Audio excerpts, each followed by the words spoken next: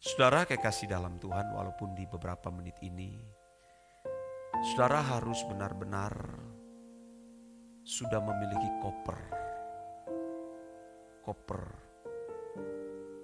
ya, untuk mulai mempersiapkan diri berkemas-kemas pulang ke surga. Mestinya kita sudah harus memiliki koper itu. Kita artinya sudah harus memiliki kesiapan untuk take off, meninggalkan dunia ini. Sebab dunia ini sudah tidak menentu lagi, saudara. Fenomena alam yang tidak pernah terprediksi. Biasanya kalau bulan-bulan begini itu panas.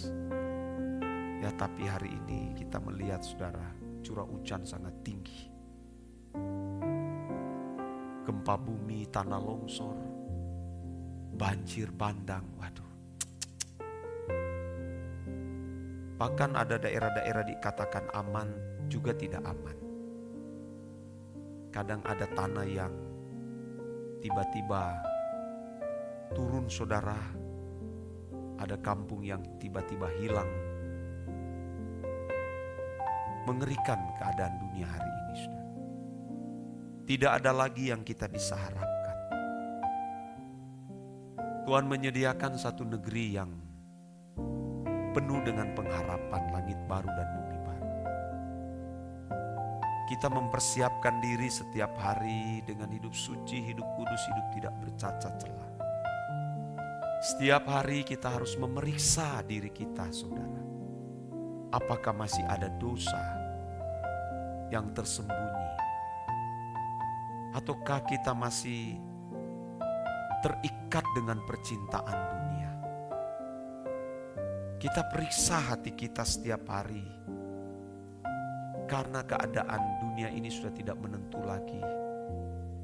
Kita bisa menghadapi bencana, meninggal dunia secara tiba-tiba. Belum lagi berbagai kejahatan yang lain. Karena melihat keadaan krisis yang terjadi, saudara, tidak ada tempat perlindungan yang lain kecuali saudara hanya berlari ke Tuhan.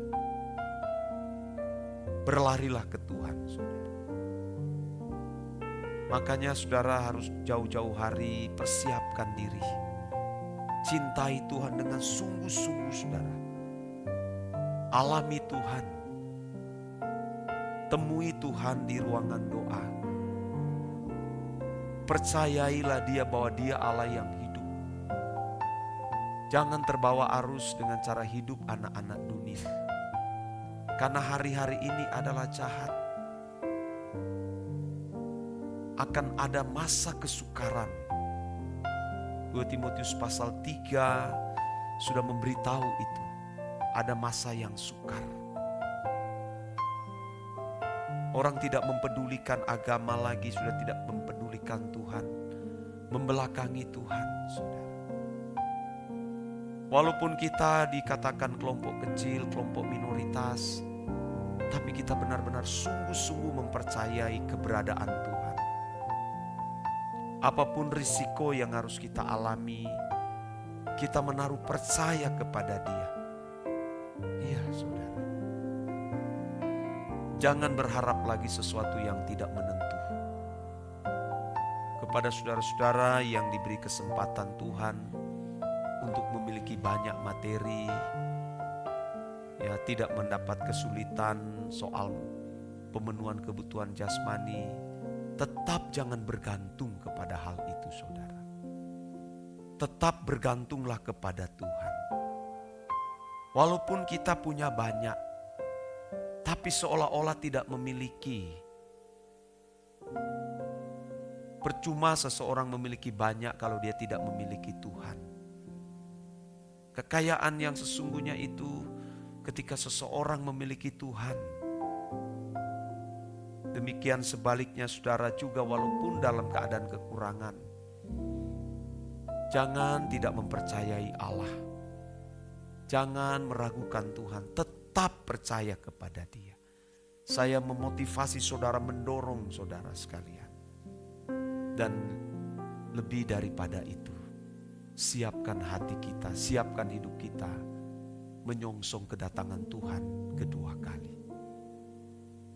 Tidak seorang pun yang tahu kapan dia datang. Tidak seorang pun tahu. Kalau kedatangan Tuhan pertama itu dinubuatkan. Ya. Dan dia datang dengan tubuh fisik. Kelahirannya jelas. Tetapi kedatangan kedua kali sebagai raja, sebagai hakim, tidak seorang pun tahu.